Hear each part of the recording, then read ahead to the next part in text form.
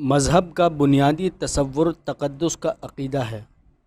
اس وقت سے اب تک تاریخ مذاہب کا مطالعہ وسیع پیمانے پر کیا گیا۔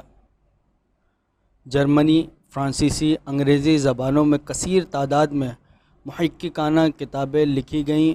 موجودہ علماء مذاہب کا تقریباً اتفاق ہے کہ مذہب کا بنیادی مطلب تقدس کا عقیدہ ہے، یعنی چیزوں میں ایسی پراسراریت صفات یا پراسرار طاقتیں ماننا جو عام انسانوں میں نہ پائی جاتی ہوں یا عام عقلی اصولوں کے تحت جن کی توجیہ نہ کی جاتی ہو۔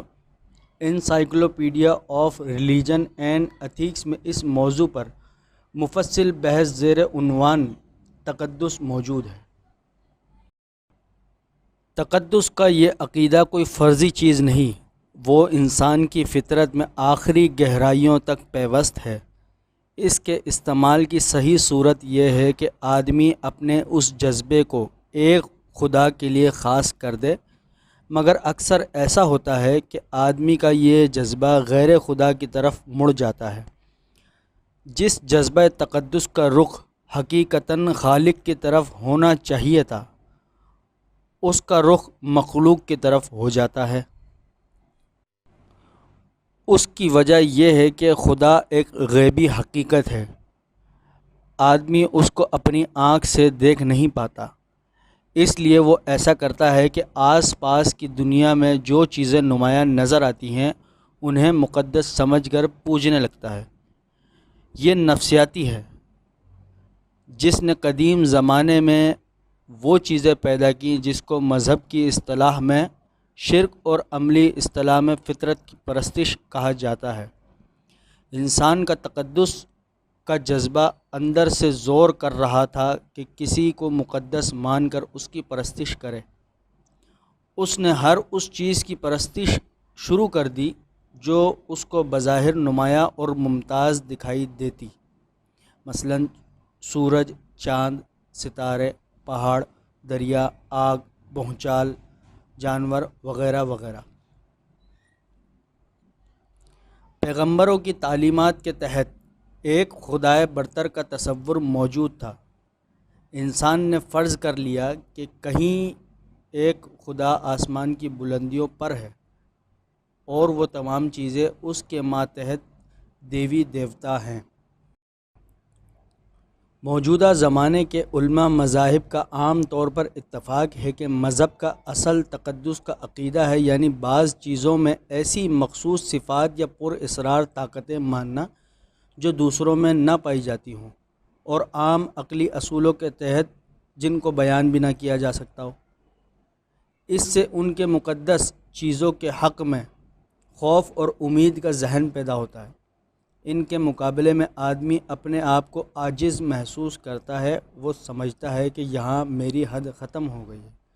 یہ مقدس چیز مختلف قسم کی ہو سکتی ہے، مثلاً پتھر، جانور، سمندر، سورج، چاند اور اسی طرح بادشاہ اور مذہبی شخصیتیں وغیرہ۔ آدمی جن چیزوں کو اس طرح مقدس مان لے اور ان کی وہ پرستش کرتا ہے، ان کے نام پر قربانی کرتا ہے، ان کو خوش کرنے کے لیے رسمیں مناتا ہے تاکہ ان کے قہر سے بچے اور ان کی عنایتوں کو اپنی طرف متوجہ کر سکے۔ انسائکلوپیڈیا برٹانیکا کے مقالہ نگار نے لکھا ہے کہ تقدس کا عقیدہ مقدس شخصیتوں میں ظہور کرتا ہے، جیسے مذہبی پیشوا، بادشاہ، مخصوص جگہیں مثلاً مندر اور بت، اور فطری مظاہر مثلاً دریا، سورج، پہاڑ، چاند، درخت۔ مذہبی پیشوا مذہب پرستش کے عمل میں خاص ذریعے کی حیثیت رکھتا ہے۔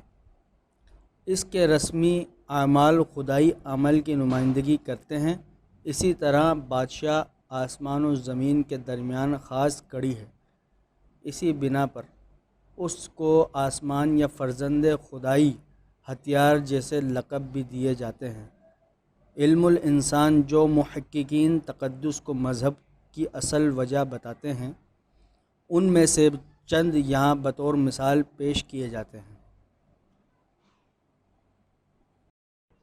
جدید علماء مذاہب کا یہ کہنا درست ہے کہ مذہب کا بنیادی مقصد تقدس کا عقیدہ ہے۔